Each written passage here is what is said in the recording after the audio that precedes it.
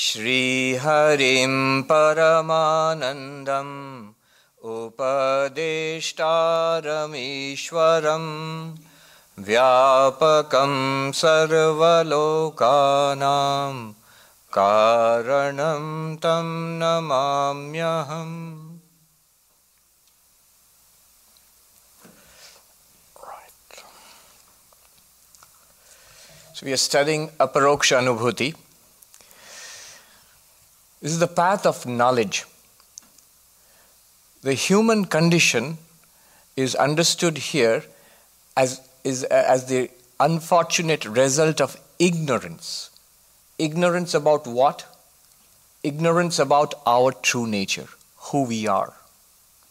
The proposition is, the claim is, if only we know ourselves as we truly are, then all our problems would be solved. It is because we do not know who we are, what we are, that we make a mistake. From ignorance comes error. We do not know that we are this immortal, unchanging consciousness, and we make a mistake.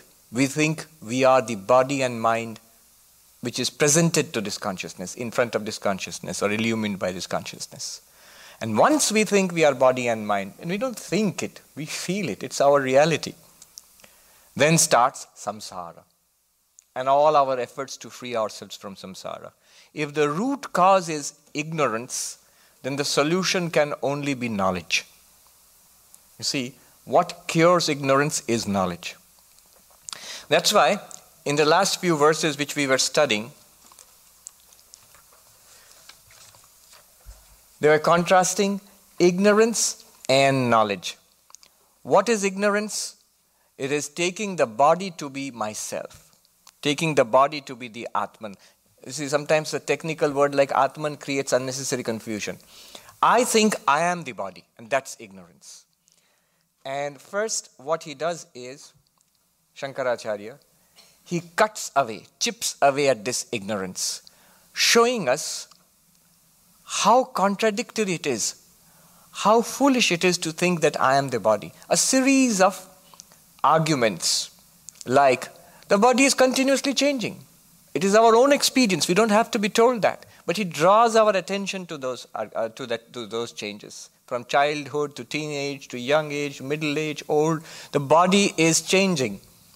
And I have the feeling that I am the same person in this changing stream of matter called the body.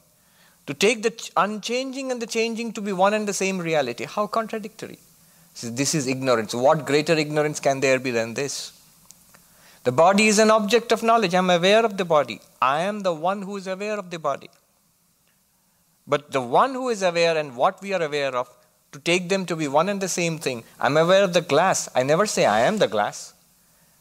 And yet, I am aware of the body and all its functioning. I say I am the body without any question whatsoever. Vedanta wants us to ask these questions. How is the body any different from any other object? The mind will give some answers, some doubts, and there are answers to those also. But the question must be asked, how is it different? He gives another example. A person who sees the pot, he says, my pot, he never says, I am the pot. When you say it's my pot, you don't say, I am the pot. My car, I never say, I am the car. And we happily say, my body, I am the body. We normally do not say I am the body, but that's what we mean. That's how we behave. So Shankaracharya gives a series of these arguments, more than arguments. In the deeper sense, these are not just arguments. They are not arguing like a lawyer to prove that you are not the body. To take the body as the self is ignorance. He's not arguing like a lawyer. What he is doing is, he is pointing out certain facts, which we experience all the time, but we do not pay attention to it.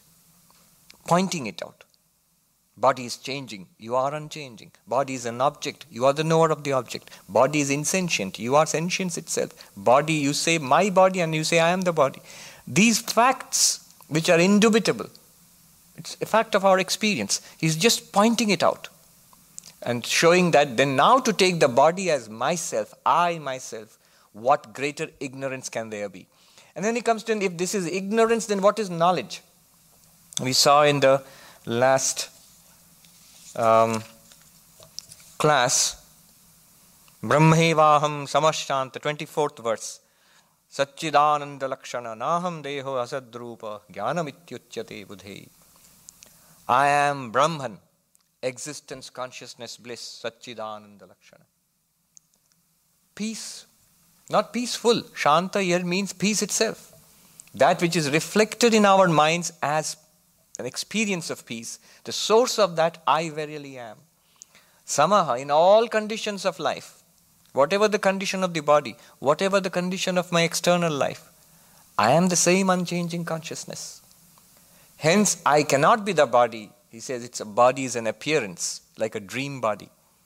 Asadrupaha, and the appearance called the body, I cannot be it. This is knowledge. If we ever feel like this, if we know this, if we understand this, and we realize this, then that is said to be knowledge, as opposed to ignorance. Now he goes further. 25th verse. Nirvikaro nirakaro, nirvikaro nirakaro, niravadyoham avyayaha, niravadyoham avyayaha, naham deho hyasadrupo, naham deho hyasadrupo, jnanam mityuchyate budhehi, jnanam mityuchyate budhehi. Nirvikara, I am without any change. Nirakara, without form. Niravadya, I'll talk about that a little later. Beyond sin, actually, not blemished by any sin. Avyayaha, not subject to decay and not subject to being diminished or reduced. Avyayaha. I am. But what am I not? I am not the body. Asadrupaha. Asadrupaha, the appearance of the body. I am not the appearance. This appearance called the body. This is knowledge. Such is knowledge. Wise declare this to be knowledge. Jnanam ityuchyate budhehi. Let's look at this more closely. The word nirvikara literally means without vikara. Without vikara. Vikara means change. Vikara means change. Change, not just any change. There is a sense of change which is negative, change and decay. For example, I have a disease in the body, so that's a change, but not a good change. It will be called vikara. In fact, in the gospel, sometimes the word vikara is used as a disease, vikar. So a kind of disease, mind also can have a disease, that is a vikara. The vikara is a change. And he says, I am beyond any change. You see, change is there. Change and decay are a common fact of life. Take a plate of food and put it out on the table. An hour or two later, it will be cold. Few hours after that, it will be stale. Few hours after that, it will become rotten, start rotting. And in a day or two, it will become a health hazard. That is vikara, subject to change and decay. And our bodies are made of the same stuff. So why doesn't the body rot immediately? Because all the time, the life forces, prana, which is coursing through our body, breathing, blood circulation, the assimilation of food, defending the body against germs and bacteria. Our life forces are continuously fighting a battle.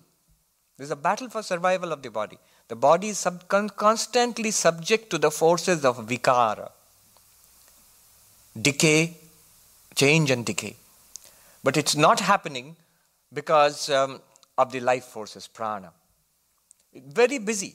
We are not aware of what a tremendous amount of activity is going on there. We are aware of what a tremendous amount of activity is going on in this big city we live in LA. Each of our bodies is no less than this city. If you imagine all the cells rushing through, a little cut and white blood cells rush to that point, how oxygen is being transmitted throughout the body, the lungs pull in oxygen, the blood cells, they absorb oxygen, and how food is assimilated, food and drink, how waste materials are eliminated from the body. So many things are happening simultaneously all the time. Prana. The moment prana leaves this body, what we call death. Death is when the prana leaves this body. The subtle body transmigrates. It leaves this body and goes to other worlds. The moment that happens, the body immediately starts decaying, vikara. And very, very soon, much sooner than a plate of food left out, very, very soon it's a health hazard. It has to be disposed of, buried or cremated or whatever. So vikara, the body undergoes vikara all the time. The mind too undergoes vikara. Depression, chronic depression. It's a big problem, not only in this country, all over the world. Maybe increasing in the modern age. I read this beautiful and haunting Memoirs of Madness, William Styron. He was a great novelist, and because he's a good writer, he can actually write about his own experiences of deep depression, chronic depression. Vikara. He is almost driven to suicide. And luckily, someone saved him.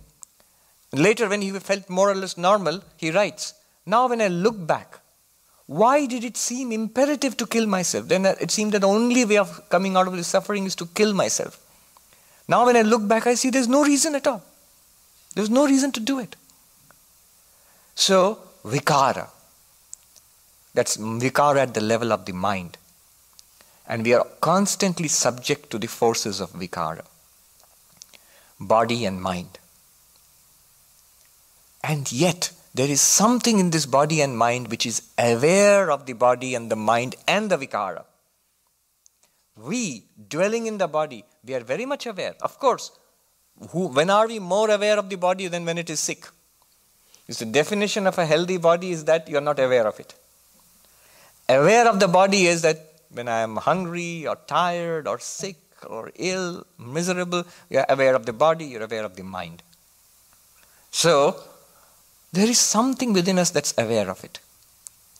Now, that which we are aware of the body and mind and the vikara in the body and mind, the suffering in the body and mind, that awareness is the real cause of our suffering. Because we are identified with the body and mind, when the body undergoes decay, change, suffering, I am suffering. When the mind, even more so, when the mind is depressed or angry or irritated, I am depressed, I am angry, I am irritated. What Vedanta is telling us is, you are no more the body or the mind. You are no more the body than you are the mind. You are the observer of both. You are the illuminator of both. You are the consciousness in which the body-mind events take place. The very experience of body and mind arises in your consciousness, subsists in your consciousness, and fades away in your consciousness. When every day in the night, when we go to sleep, we completely become unaware of the physical body. If I were the body, then my mind, my consciousness would be so tied to the body that even when I'm sleeping, I would have the feeling, the awareness that I am a body sleeping on the bed. But I don't do that. I dream, and in my dreams I go all over the world and have different experiences in the dream. Which means somehow the consciousness is not tied to this body. The body can exist and the consciousness can go on imagining and experiencing things without being aware of the body, as in a dream every day. So the consciousness which is aware of the body is actually not tied to the body. We are the witness of the vikara of the body. We are a witness to the vikara of the mind. Now, consider this. That which is the witness to the vikara of the body, the illness, the suffering of the body, or the pleasures of the body, does it have vikara? Think about it. Every change that we notice in the body, the suffering, the problems in this body and in the mind, we are aware of it. That's how we notice it. After all, why are we miserable? Because I feel the pain. The Vedanta will ask you, do you feel the pain? Of course I feel the pain. That's why I'm suffering. If I didn't feel it, I wouldn't be suffering. But the very fact which is a subtle point, The very fact that you feel the pain means that you are the knower of the pain. The pain is an object of your knowledge. The suffering is an object of our knowledge, of our awareness. The awareness itself does not have suffering or illness or pain. It is that which is aware. It's like whatever is in the room is illumined by the light. The light illumines the glass and the table and the people. But the people or the glass or the table are not in the light. The light illumines them. In our awareness, all these events are happening, all these experiences are taking place. The awareness is not tied to them. They do not belong to the awareness. Awareness just illumines them. Another fact. In your awareness, there was health. In your awareness, you don't feel too good now. In your awareness, after some time, you'll again feel good. Which means that vikara, the forces of change and decay, they come and go like tides, they ebb and flow. The awareness remains constant. Which means the awareness again is not tied to them. If the vikara changes were actually of the awareness, then the awareness would come and go with the changes. If the changes come and go and you are aware of both the presence of the illness and absence of the illness, presence of health and absence of health, then in that case you are tied neither to health nor to illness. Neither health belongs to you nor illness, because it comes and goes. The clouds in the sky do not belong to the sky. They come and go. White clouds and little clouds and no clouds and dark clouds, all of them come and go. So vikara belongs to the body, vikara belongs to the mind. The observer of the body and mind, the consciousness which we are right now, each one of us, which shines upon the body and mind, which shines in the mind, that consciousness does not have vikara. Does not have vikara. By the very fact that it is the observer, the experiencer, the illuminer of the vikara, hence consciousness is nirvikara, beyond change and death, beyond change and decay, beyond change and decay. That does not mean that change and decay will not happen. Oh, now I've attended the Vedanta class. After this, no more, I won't get the flu or anything like that. No. What the change and decay which happens in the body and mind, even the mind, may come and go. But we become aware of that, and that we have this little space that develops between yourself as the consciousness and the change and the problems of the body and mind.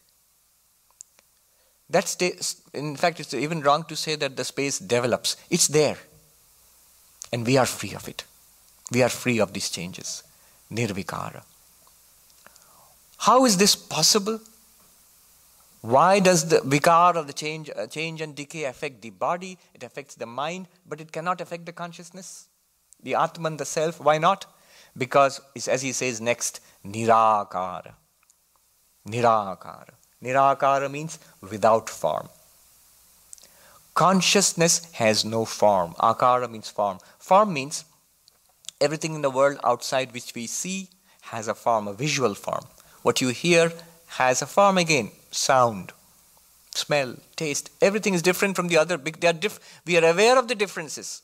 One sound and the other, one form and the other. One person we see another person because of the differences in form. One taste and the other, one smell and the other, because of the differences in form. Now, that which is aware of form, does it have form? If it had form, what proof would there be that it has form? Every time we talk about form, we experience it. And if that which is experiencing the consciousness within had form and we experience that form, yes, I have experienced the form of consciousness. Be careful. If you have experienced it, it's not you. It's an object of your experience. If the experiencer has form, who is experiencing it? If you do not experience it, what right do you have to speak about the form of an experiencer? Do you follow the logic? We can speak about form, we can think about form, we can assert that there is form only when we are aware of it, when we experience it in some way. And the experiencer itself cannot become an object of its own experience. Hence, you cannot say that we can see any experience, any form in the experiencer. The experiencer is beyond form. This play of form and formlessness is very interesting. Our true nature, the Atman, is formless. In fact, if you see the world outside, it has a form. The body has a form. The moment you go to the breath, little deeper, subtler, what form does the breath have? Well, you can think of it in a particular way. Go deeper, the mind, thoughts in the mind, ideas, emotions, what form do they have? Almost formless, you can say. Still there is, you can imagine a form. Beyond the mind, you the observer, the witness of the mind, what form can you have? So, the reality of all forms is the formless Atman. And the formless Atman itself, Atman or Brahman, is experienced as the forms of this universe. Whenever you experience anything, it's with form.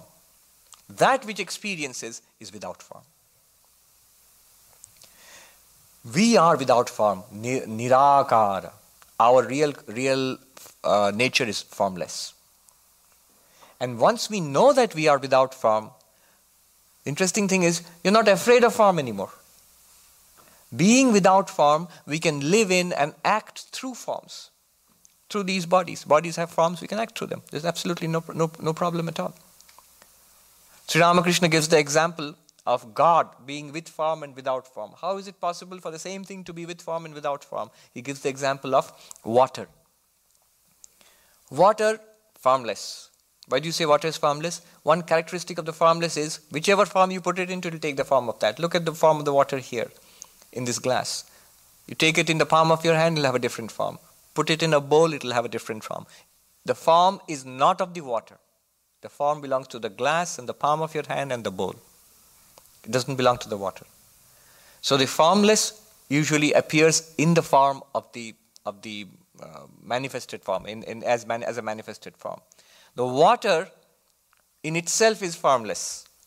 But Sri Ramakrishna says, because of the intense cold generated by the love of the devotees who wish to see God in a particular form, Krishna or Jesus or Durga or whatever, that formless, the water is like, it gets solidified, it freezes into different forms of icebergs.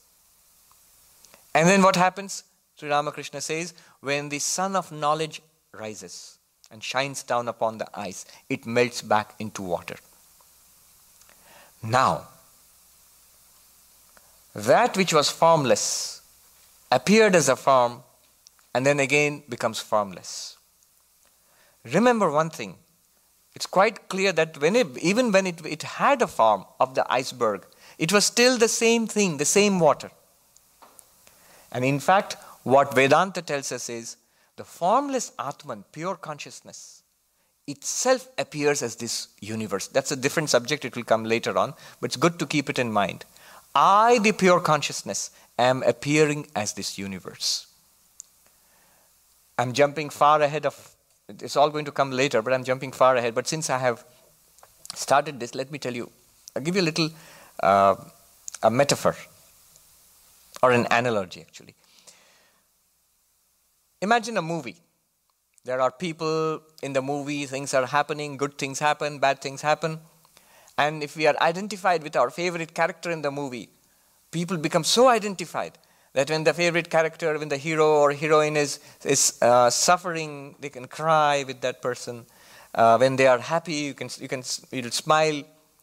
We are so identified with our favorite character. We undergo all the vicariously, the sufferings, the joy and the anger and indignation, all of that we feel. And a good movie should make us feel that, because it makes us identify easily with the characters. But we also realize we are sitting in the audience watching a movie out there in the screen. I am not in the movie. I am somebody watching the movie. Now, the movie itself all the happenings in the movie, the characters in the movie with which we become completely identified, and if we forget ourselves, then the movie is samsara. The movie is samsara. This is what we are. The movie is going on. We are part of it now. We have forgotten our true nature as the audience sitting in their chairs and watching. If we can separate ourselves from the movie, you cannot do it physically because the body is also part of the movie. Even the mind is part of the movie, as is the external world. As the consciousness watching the body, mind, and through the body, mind, the external world, we are the audience sitting in our chairs comfortably, maybe eating popcorn and watching the movie. It's no problem, enjoy it. Laugh, cry, be indignant, be a critic, whatever. But you are safe from the movie. That's how you really enjoy a movie. If you're in the midst of a real earthquake or the real tsunami coming and or an alien invasion, that's more like a Hollywood movie. If you're really part of it, then it's not very enjoyable. And then you'll be terrified.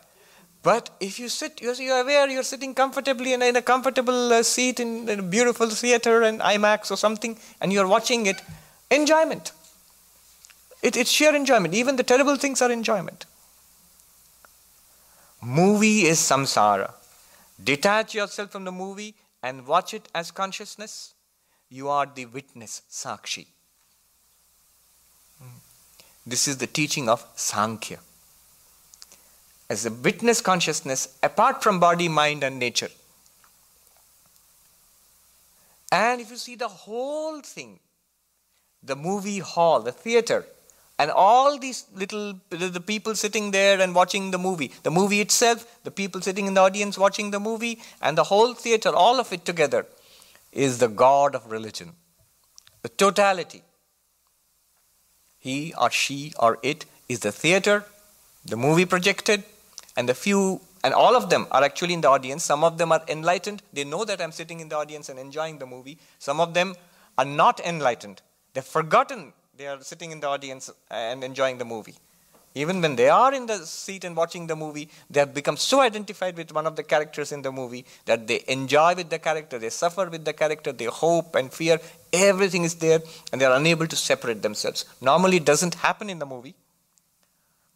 There are stories in India of theatrical performances which were so realistic, or maybe not, they were not very realistic, but the people there at that time were simpler.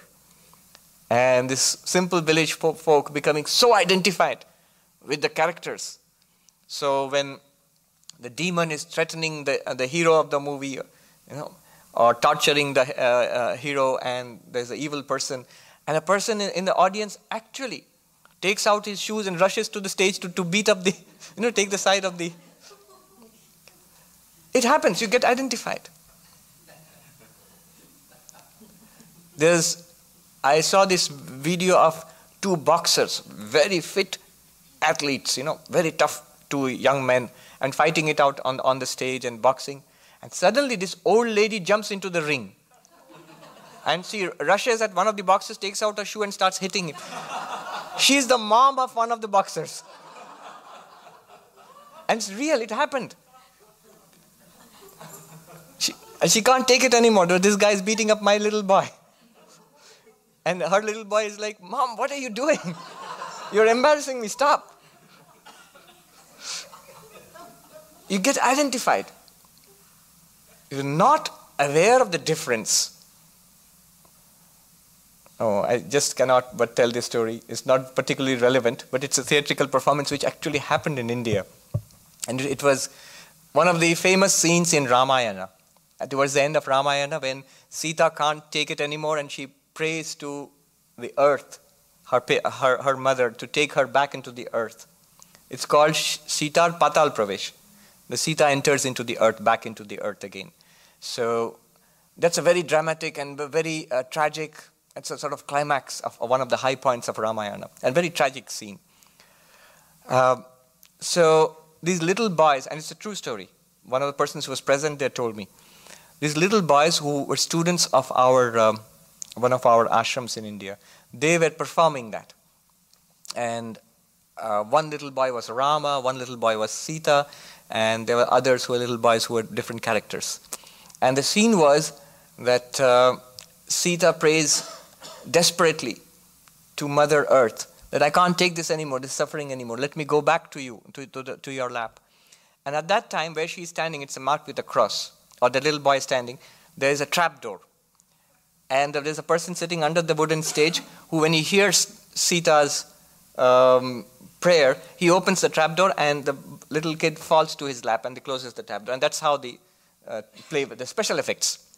I think Hollywood has progressed a lot since then. But what happened was, Sita prayed, and it's actually happened. The little boy is praying, "Oh Mother Earth, open up and take me back to your lap." Nothing's happening. And the audience, of course, they enjoy the discomfort of the little kids, and they're sniggering and laughing, and they're enjoying it thoroughly. But the boys the little kids, they are very self-conscious. They know it's all going wrong. And then nothing's happening. 2 or 3 times Sita prays. And then the boy was acting as Rama. He shoves her aside and he says, "Let me try." And he prays, "Mother Earth, open up." And at that moment it opens up and the Rama goes inside.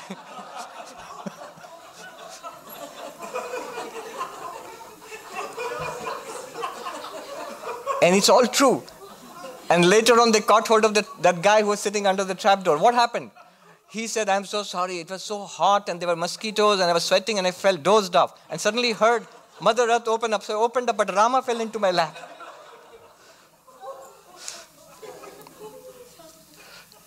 Anyhow, that's a movie. It's just light and sound. And it's just special effects on the screen. Even a theater has real actors. But here it's light and sound and special effects on the screen. If you're able to detach yourself from it, not even detach, the language itself is misleading. If you're able to recognize that you are always and you were always detached from it, then this is called Sankhya Buddhi. Sankhya, the philosophy of Sankhya, the witness. And all of it is one reality, God or Brahman, Saguna Brahman. That is called Kali. If somebody asks, who is Kali? Who is Durga? The whole theater and all those souls sitting there watching the movie and the movie itself, all of it taken together, the totality is God or Kali or Durga or whatever you call it. And Nirguna Brahman, here is the very interesting thing. It can be compared not to the movie, not to the souls, people sitting there in the movie, not to the entire theater, but the space in which the entire theater is imagined.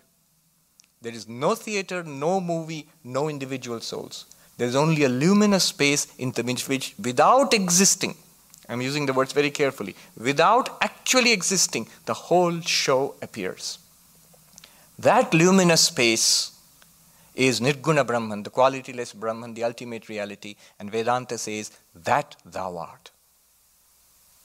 Swami Vivekananda, one alone exists.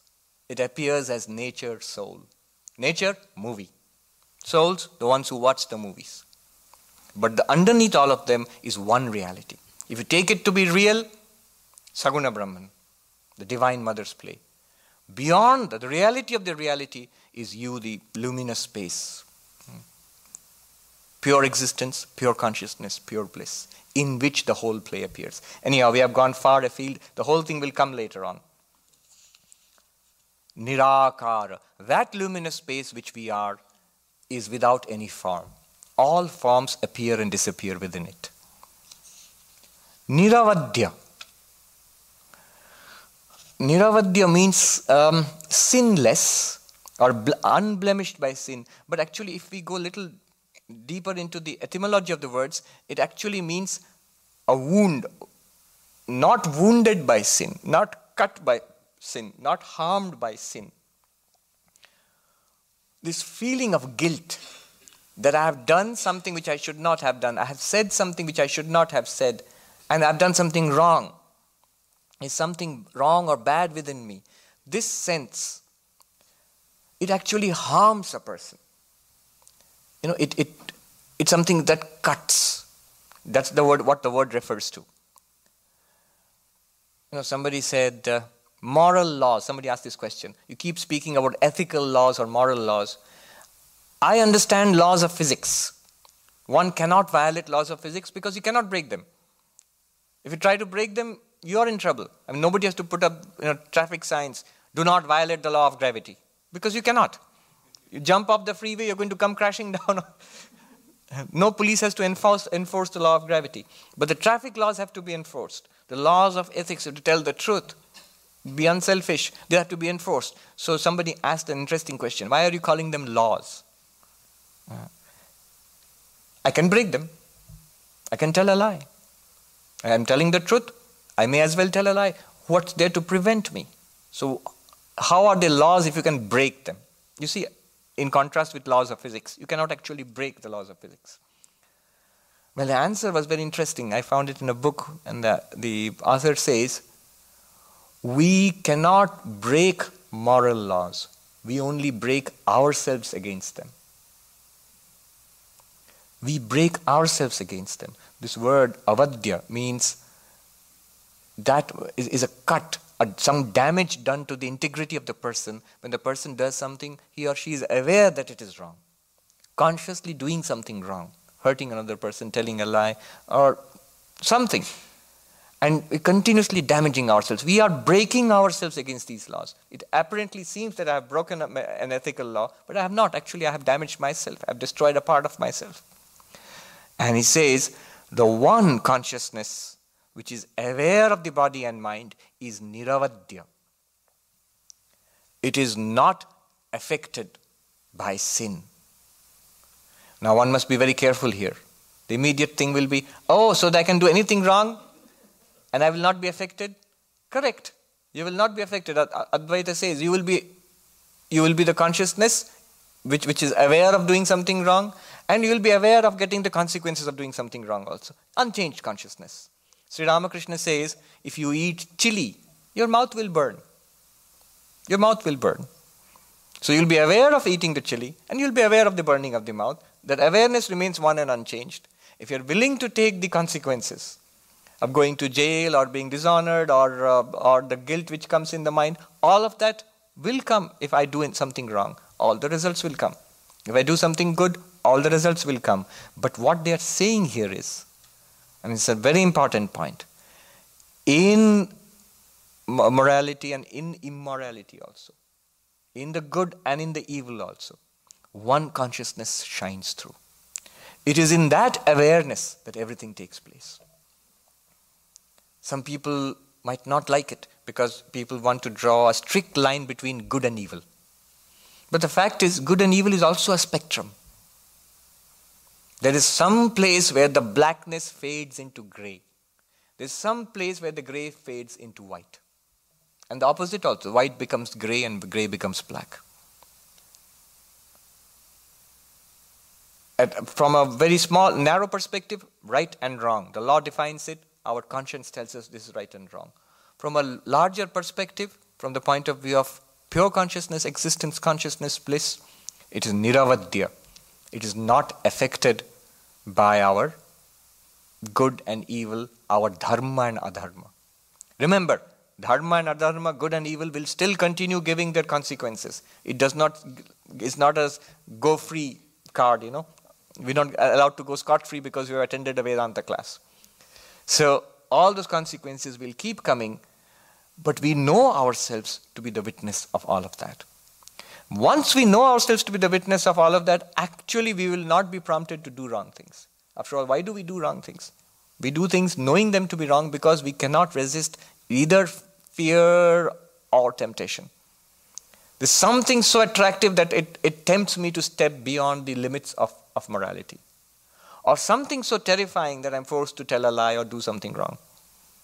Once I know myself to be the unchanging, immortal consciousness, right now, and I always have been, what shall I fear and what shall tempt me? What is there to tempt me and what is there to scare me? Nothing. In fact, a sign of enlightenment is abhayam, fearlessness.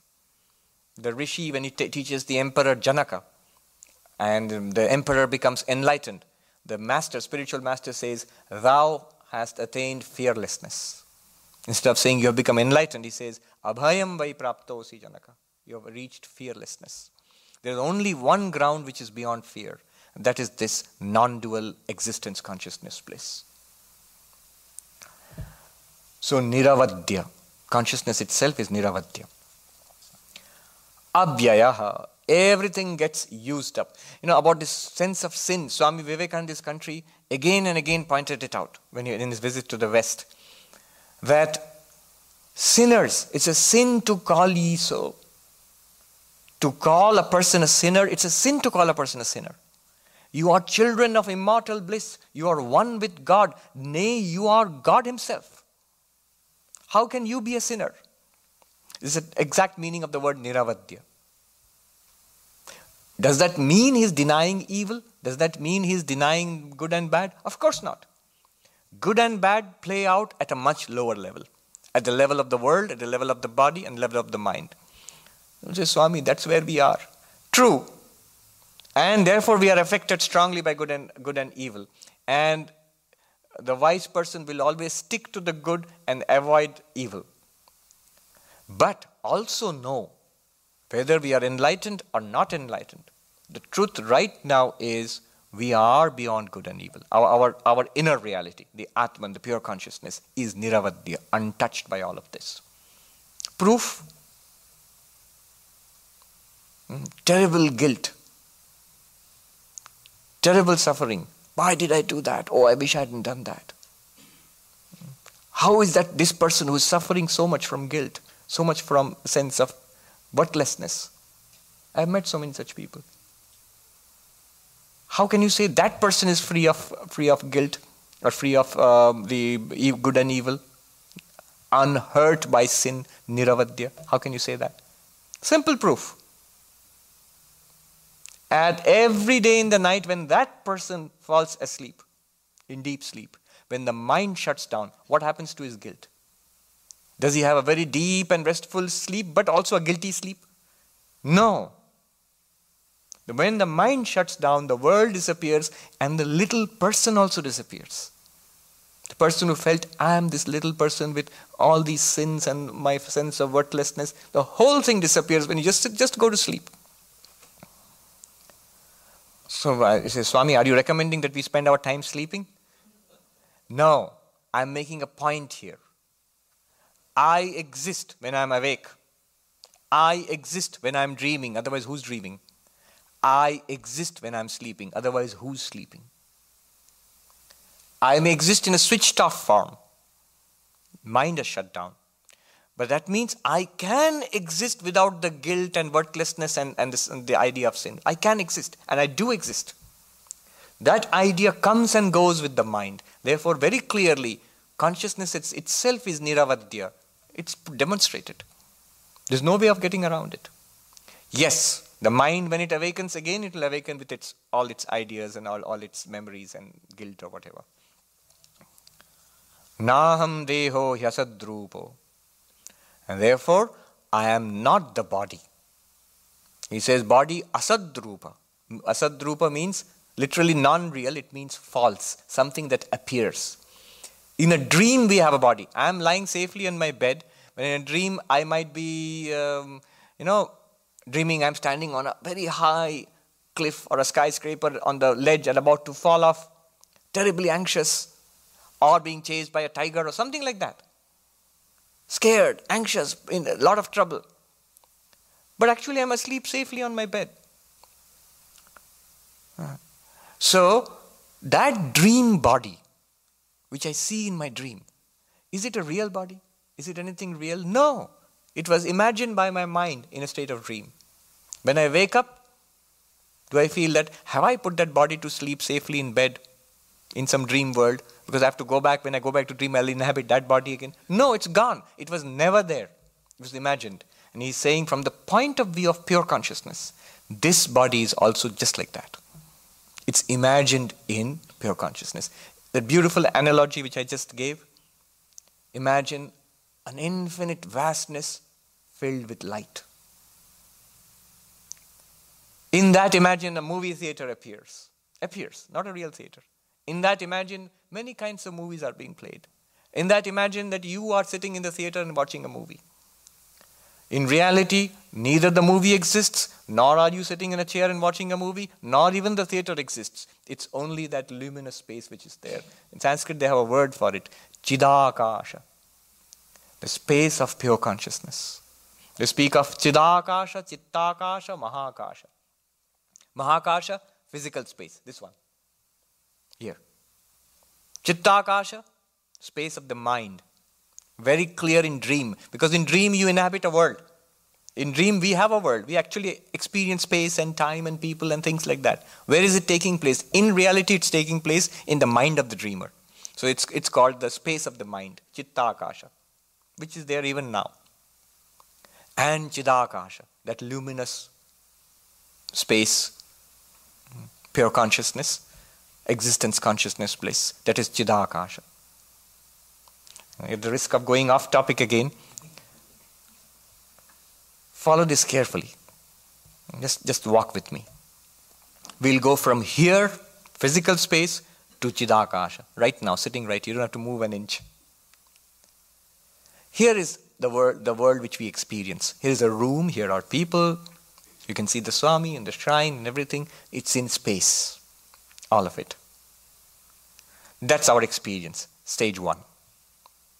But consider, is that all that there is? No. Our experience of this space, how does it take place? Consider the epistemology of it. Light is reflected of all these objects, comes to our eyes, goes into the mind, conveyed into the mind, and an image of all of this is created in the mind. I'll repeat that. What we are experiencing now as an image, just like this, in the mind. You are not directly experiencing all these things. You are experiencing an image created by your nervous system and brain in your mind. Dispute that? No, you cannot. Not only seeing, hearing. Are you actually hearing my voice? Swami, yes, of course. No. Even the physics will tell you that. Basic physiology tells you that. Sound waves are just coming into the ear, and then some vibration is set up within the inner ear, and then through nerve it's converted, no longer sound waves also, it's converted into electrical impulses. No sound there. It is transmitted through the nerves into the brain somewhere, and the brain, the whole thing is again recreated and it presented to the mind as sound. Is this not what is happening? Forget Vedanta, forget religion, spirituality, anything, just modern science. This is exactly what is happening. All our experience is a virtual experience. It's all taking place in the mind right now. Otherwise it's impossible. So what we are experiencing is Chittakasha, not Mahakasha. Our entire experience of Mahakasha, physical universe, is actually taking place in the mind. One Swami beautifully put it in Hindi.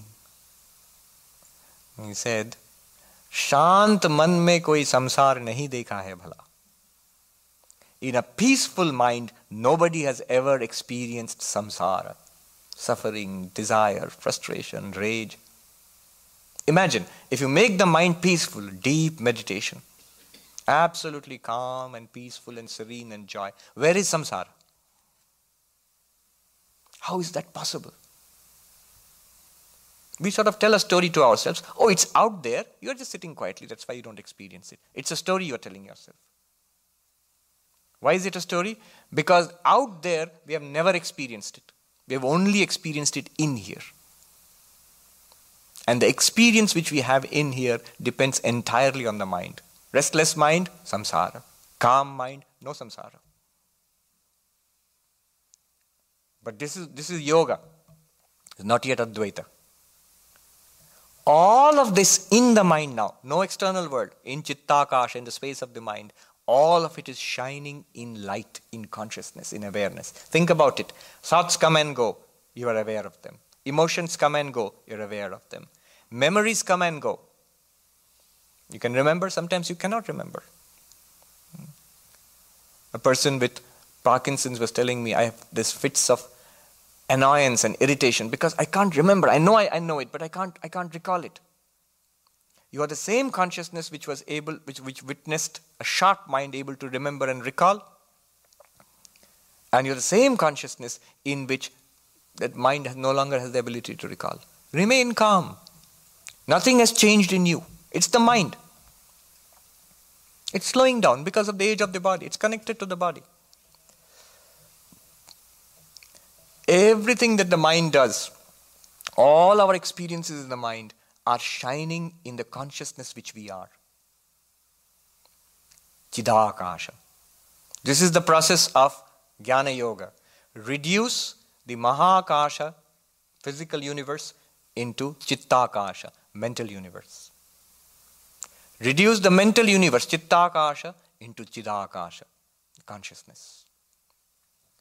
Universe to mind to consciousness.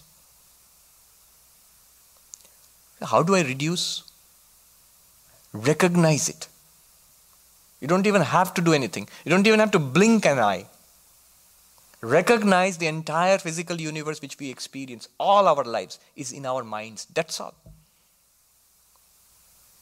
And recognize whatever we experience in our minds, sight, smell, touch, taste, memories, emotions, ideas, desires, suffering, happiness, all of that shines in consciousness.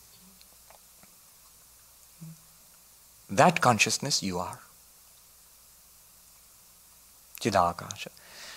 So, jnanam mityuchyate buddhi. This, all of this, whatever I said from the beginning of the class till now, this indeed is knowledge. The rest is ignorance.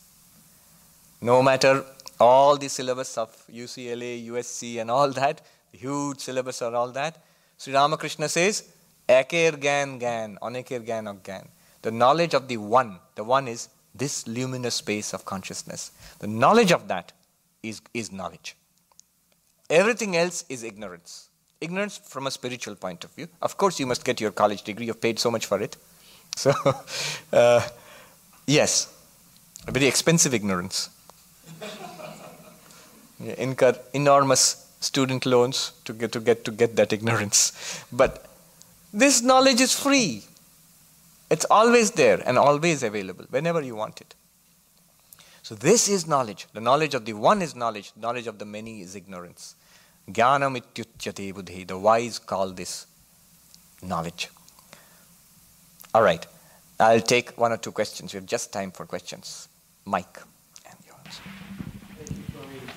We wait for the microphone.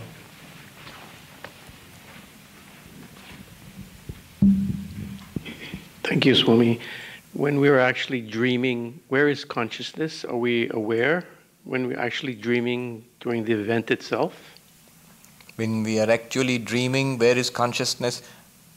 Swivel the question around. Your dream is in consciousness. Ask the question, where is the dream? Where is the dream? The first answer will be, which nobody can deny, the dream is in your mind. After waking up, do we think that we went to Delhi or China or Africa? No. We said I was sleeping in my bed in LA, but my mind imagined all those things and set up a dream for me. So the dream was in the mind. And where is the mind? Where do you experience the mind? Don't sit in the body. We experience the mind in consciousness. So the dream is always in consciousness. First, then we'll come to you. Since Brahman is formless, yes, and all knowledge that we have a form in a way. Yes. How can we have a knowledge of a formless? No, I was hoping to do the 26th verse. It would have answered your question very precisely. There's a term called nirabhasa in 26th verse. The whole idea of those who are, those who study Advaita deeply, phala-vyapti, vritti-vyapti, all those things will come up. Precisely what happens in Brahma-jnana. There is a very precise formulation. What happens in the knowledge of Brahman? When we speak about knowledge of Brahman, how is it knowledge and how is it not knowledge? How is it different from all the knowledge of form which we experience all the time? We'll leave it for next time. It's I was thinking, just to explain that one term which is coming in the 26th verse, I'll require one whole class. Yeah. Question? Yes. So, what is the difference between like detachment and apathy? And like, is detachment something that you gain once you get enlightened, or is it something you do before? Right. Good question. What's the difference between detachment and apathy? And do you get detached when you get enlightened, or do you get it before enlightenment? Yes, there's a very big difference between detachment and apathy. Detachment, there are two levels. One is the level of spiritual practice, and one is the reality itself. The reality itself is you are pure consciousness. And whatever appears in pure consciousness, you are actually all the time detached from it. For example, the rope which is mistaken for a snake, that snake, is it in some way attached to the rope? Isn't the rope completely detached from that snake? Because that snake does not exist. The false and the real are never attached. The real is ever detached from the false. And yet it serves a ground for the false. Example I'll give you. It sounds technical, but very simple. The movie example we gave. The screen on which the movie is played is completely detached from the movie. It's quite indifferent to what movie you play on it. It could be a comedy, it could be a tragedy, it could be an award winner, it could be a flop, it could be a classic, it could be a latest movie, whatever. The screen is absolutely indifferent to it. Not in the sense that it is something material and cannot think, not in that sense. You can play whatever movie on it. Movies come and go, the screen remains the same. In that sense, consciousness is not attached to its contents. Whatever arises in consciousness shines there, subsides again into consciousness. Consciousness is detached from it. The term used in Sanskrit is asanga. Asanga. Not attached. Things come and go. We, the consciousness, are not attached. What Advaita Vedanta asks us to notice is that we are already unattached.